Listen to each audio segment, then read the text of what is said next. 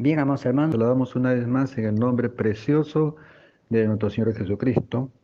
En este día de clamor, en esta noche de oración, vamos a entrar con un tema interesante como siempre, la palabra del Señor, basado en el libro de Marcos, en el capítulo 1, versículos 35-38, que habla de la importancia de la oración.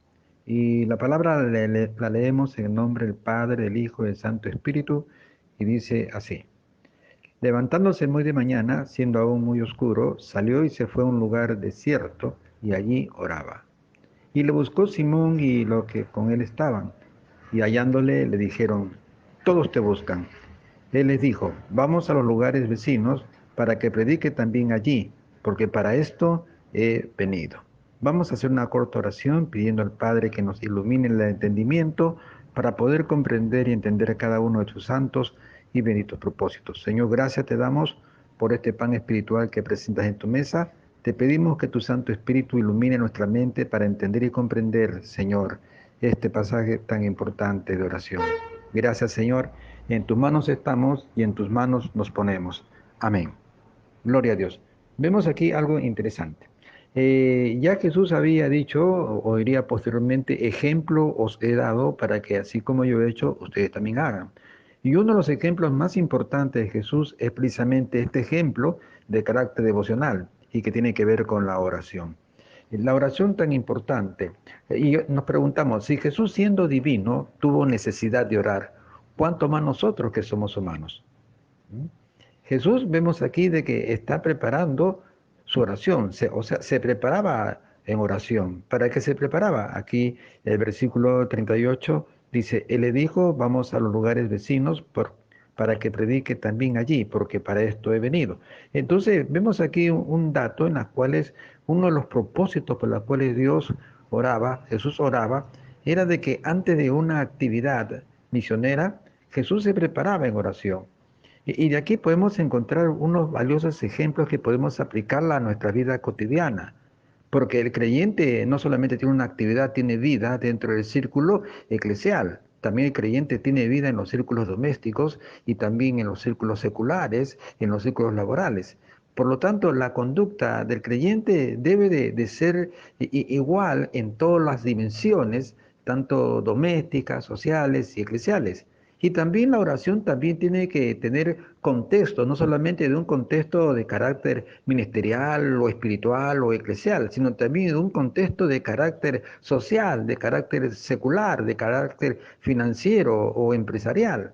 Porque aquí vemos un ejemplo grande de Jesús donde está orando en un lugar desierto y cuando lo encuentran sus discípulos que lo estaban buscando, porque dice, y le buscó Simón y los que con él estaban, y hallándole. Aquí vemos una preciosa enseñanza de cuando uno busca a Dios, lo encuentra. Así como buscaron a Simón y también con otros discípulos, lo hallaron, lo encontraron. Bien, pero vemos aquí que el propósito al cual oraba se responde con lo que les dice Jesús y dice, le dijo, vamos a los lugares vecinos para que predique también allí, porque para esto he venido. Entonces, vemos aquí que Jesús está doblando rodillas ante la presencia del cielo. ¿Para qué? Para cumplir con una responsabilidad de carácter misionero, para predicar el Evangelio en diferentes regiones y ciudades.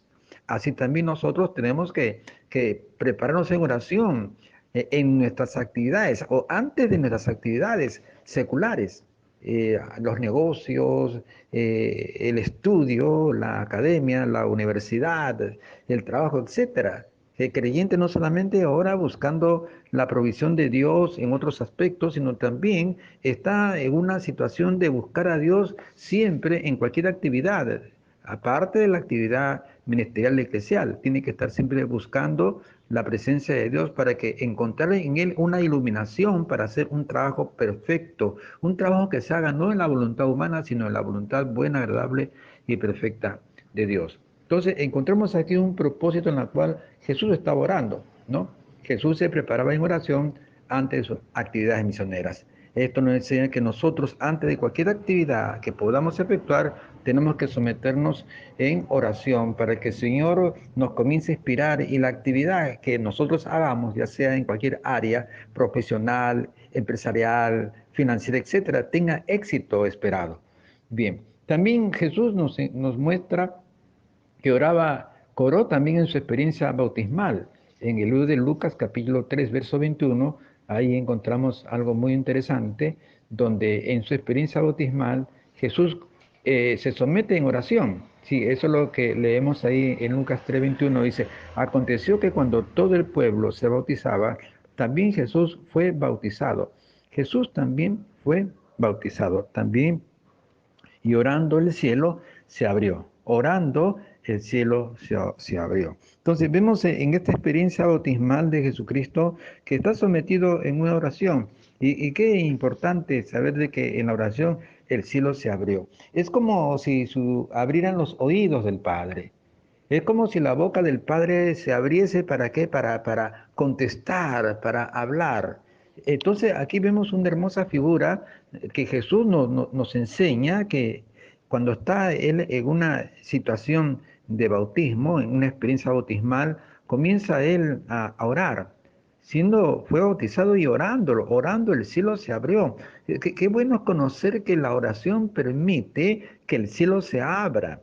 Y cuando el sentido figurado o el sentido lógico espiritual de esa frase, el cielo se abre, es decir, que la oración permite que Dios abra sus oídos para estar atento a nuestras peticiones, a nuestras oraciones, a nuestras rogativas. Y que también la boca de Dios se abre para contestarnos, para aconsejarnos, para exhortarnos, edificarnos y consolarlos. Razón por la cual dice en el versículo 22, y descendió el Espíritu sobre él en forma corporal como paloma, y vi una voz del cielo que decía, tú eres mi hijo amado, en ti tengo complacencia. Se abrió la boca de Dios para decirle a Jesús, tú eres mi hijo amado, en él tengo complacencia. Claro está de que Jesús en la experiencia bautismal está demostrando que iba a cumplir con su responsabilidad de morir y resucitar por nosotros, porque era su responsabilidad expiatoria. Y entonces eso demostró en la experiencia bautismal. Pero también junto a ese espíritu de obediencia, lo que complació a Dios fue su manera de humillarse ante la presencia de Dios en oración. Y la oración es tan importante porque la oración permite, la oración eficaz del justo, que es potencial, permite que se abran los oídos y las bocas de Dios, los oídos para escucharnos y los labios para respondernos. Qué preciosa es la oración cuando es oración potencial como la que Jesús está efectuando. No solamente se abren los cielos, sino que se abre la boca de Dios para decirle, tú eres mi hijo amado, en él tengo complacencia. También encontramos ahí de que Dios se complace en las oraciones, pero las oraciones que efectuamos hacia Dios tienen que satisfacer, tienen que tener una coherencia y una relación perfecta con la voluntad buena, agradable y perfecta de Dios. Y cuando usted y yo efectuamos una oración eficaz, una oración potencial, una oración que abraza la voluntad perfecta de Dios, entonces eso despierta la complacencia de Dios. Este mi hijo amado, en él tengo complacencia. Y no solamente Jesús se complacía por la actitud de Jesús, sino también se sigue complaciendo con las actitudes excelentes de su pueblo precisamente cuando clama de corazón y comienza a interceder como lo hacía Jesús en aquellas épocas. Bien, también Jesús vemos que ora antes de elegir a los apóstoles. En Lucas capítulo 6, versículo 12, verso 13, porque Lucas habla bastante de Jesús, especialmente en la oración. Ahí encontramos en Lucas 6, versículos 12 y 13, lo siguiente. Y dice ahí, vamos a darle lectura. 6, 12 y 13. Dice, en aquellos días él fue al monte a orar y pasó la noche orando a Dios. Y cuando era de día llamó a sus discípulos y escogió a 12 de ellos. Vemos aquí algo tan importante que uno de los propósitos de la oración en Jesús, y Jesús está orando antes de elegir a los apóstoles. Esto, ¿qué nos enseña? Que nosotros, que antes de tomar alguna decisión, debemos de orar al Señor. Debemos de clamar al Señor. Es importante que no nos dejemos de llevar por nuestras emociones, por nuestras percepciones humanas, porque la Escritura dice claramente que el corazón es engañoso y perverso. que podemos tomar una decisión perversa y engañosa sin que nosotros nos demos cuenta. Eso está muy advertido, la palabra advierte claramente, Jeremías 17:9, que engañoso y perverso es el corazón. Entonces, antes de tomar una decisión, nosotros deberíamos de elevar una oración a Dios. ¿Para qué? Para que nos ayude a tomar una decisión correcta. En Lucas 22:42 vemos algo muy interesante. Jesús cuando estaba orando y decía: Padre, si quieres pasa de mí esta copa, pero no se haga mi voluntad sino la tuya. Que no se haga mi decisión sino la tuya. Y la oración es muy importante. Aquí estamos viendo unos importantes ejemplos de Jesús en cuanto a la oración, ¿no? El objetivo de la oración, ¿no? El por qué orar. Aquí estamos viendo que antes de orar, antes de elegir a los apóstoles, pues se pone a orar, ¿no? O sea, antes de tomar decisiones importantes, antes de tomar una decisión muy interesante, muy importante, muy gravitante, muy sustancial, muy necesaria. Entonces Jesús nos enseña que nosotros tenemos que someternos a Dios en oración para que Él nos inspire y podamos hacer una decisión conforme a su voluntad buena, agradable y perfecta, como Jesús decía: no como yo, sino como tú. Y también Jesús, vemos ahí una secuencia en Marcos 6:41 cuando está orando en la multiplicación de los panes. Sí, es que había más que 5 panes escasos allí. Y Jesús tenía que satisfacer la necesidad gastronómica de cerca de 5.000 personas. Y obviamente que ameritaba allí un milagro de grandes proporciones. Un milagro en las cuales nosotros podemos sacar ahí una conclusión o podemos sacar de allí una gran enseñanza, que cuando estamos pasando por un proceso de escasez, ¿no? Ya sea de cualquier característica, ¿no? Económica, física, intelectual, etcétera. Entonces tenemos que orar, ¿para qué? Para que el Señor comience a orar en una multiplicación de diversos valores, de virtudes en nosotros también. Señor, mi virtud es muy escasa, mis principios escasos, mis valores escasos. Señor, te ruego, Señor Santo, que tú puedas multiplicar mis valores, multiplica mis principios, multiplica mis virtudes, multiplica todas estas cosas que yo necesito y que estoy adoleciendo. Qué interesante es que esa oración potencial, esa oración poderosa que hace Jesucristo, lo hace dándonos también una tremenda enseñanza de que la oración también es potencial para que Dios pueda convertir la escasez en abundancia, que pueda convertir las cosas tan pequeñas, tan minúsculas, en cosas grandes. Y la visión que yo pudiera tener es escasa, mi visión es corta. Pues Señor, ahora multiplica mi poder de visión, multiplica, Señor, todos esos valores intelectuales, multiplica los valores espirituales y morales, multiplica, Señor, el amor, el gozo, la fe, la paz, paciencia, templanza, bondad, mansedumbre, benignidad, multiplícalos en mí, porque huelgan y escasean. No los puedo administrar porque no los tengo. Yo no puedo dar algo que yo no tengo. Yo no puedo calmar la sed de nadie si yo no tengo agua, ni tampoco el hambre de alguien si no tengo el pan suficiente. Yo no puedo dar lo que no tengo. Y si no tengo nada, pues yo puedo decir: Señor, Señor, multiplica en mí lo escaso que tengo. Señor, así como multiplicaste los panes en aquella tarde gloriosa, Señor, así quiero que multipliques mi virtud, mis principios y mis valores. ¿No? Los grandes ejemplos que nos está dando Jesús, porque toda oración tenía un propósito. Toda oración tenía un propósito. Entonces, vemos aquí que Jesús oró en la multiplicación de los panes. ¿Y por qué nosotros no vamos a multiplicar también orar para que Dios multiplique otros valores y principios que huelgan en algunos de nosotros? Luego encontramos que Jesús oró en secreto, porque Lucas 9:18 dice que se iba a lugares escondidos, secretos, ¿no? Apartados, y ahí comenzaba a orar. Eso lo podemos observar en el libro de Lucas, capítulo 9, en versículo 18. Dice que aconteció que mientras Jesús oraba aparte, oraba aparte. O sea que se separaba, es la oración secreta. Jesús hacía oración secreta y nosotros también tenemos que aprender de él. Él nos ha dado mucho ejemplo de hacer oración secreta.